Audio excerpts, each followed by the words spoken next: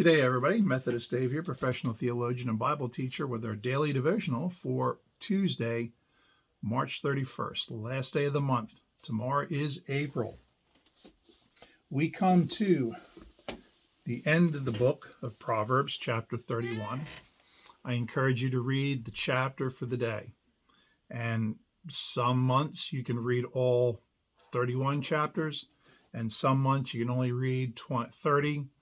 And 1 month out of the year, you only get to read 28 or 29, depending on what year it is. But we're going to do two sections right here because it's a bigger piece, and we're going to do 4 to 7. The chapter is known as The Wife of Noble Character, but the first part of the chapter doesn't deal with that. Completely different subject altogether. So let's look into that right now. It is not for kings, O Lemuel. It is not for kings to drink strong wine, or for rulers to crave strong drink, lest they forget what is decreed and remove from all the poor their legal rights.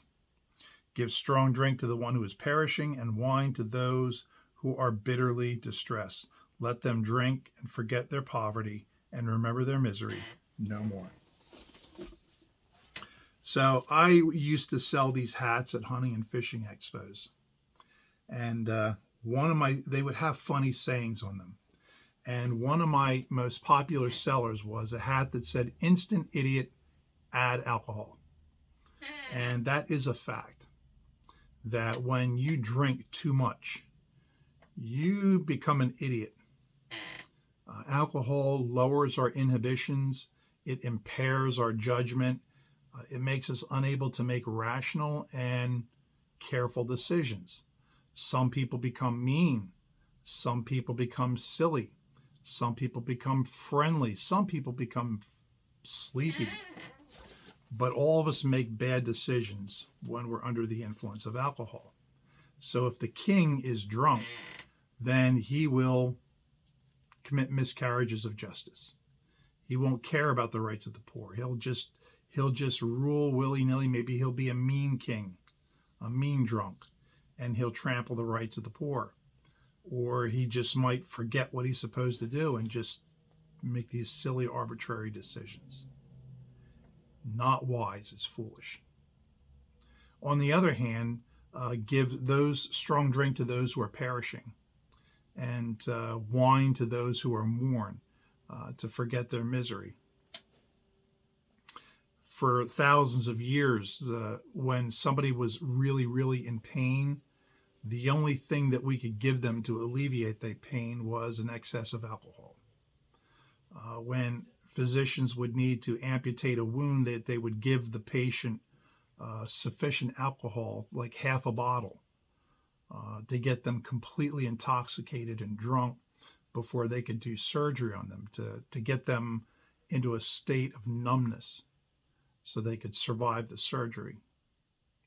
And for the people who were poor, especially if we read Charles Dickens and the days of John Wesley, that the poor had nothing, so what little they got, they spent it on drink to forget their misery.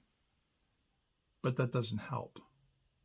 You know, you're in a bad situation, so you drink, you get drunk, you forget it. And when you sober up, you've got a hangover and you're still in the same problems. It doesn't solve them, but it does help those who are people who are in pain. And that was what it was for.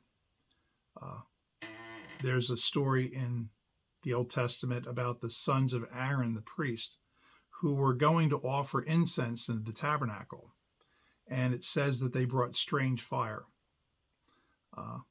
The fire for the incense, the coals for the incense, were to come from the sacrifice altar.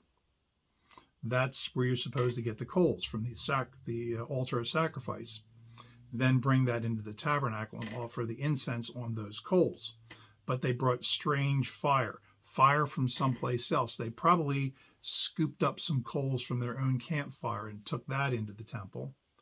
And God struck them dead for doing this. Immediately after this, God tells Aaron to bury them, not to mourn for them, And God says, make sure that when the priests are on duty that they don't drink wine. So it's highly likely, and a lot of scholars and theologians have surmised, that the reason they did this, they were coming into the temple, tabernacle, drunk on duty. And that's really one of the main reasons why God struck them down, because they were making light of their duty to God. And they were doing it impaired. That's why they made the choices that they did. So no one ever sets out to be an alcoholic. Every alcoholic who ever lived took that one drink, that one social drink, and it just grew from there. If you never drink, you'll never become an alcoholic. You'll never struggle with alcoholism. You'll never struggle with the illnesses from it or the bad choices that related to it, at least on your end. So avoid it if you can. If you choose to imbibe, then don't overdo it. Don't get drunk. Glass of wine's okay.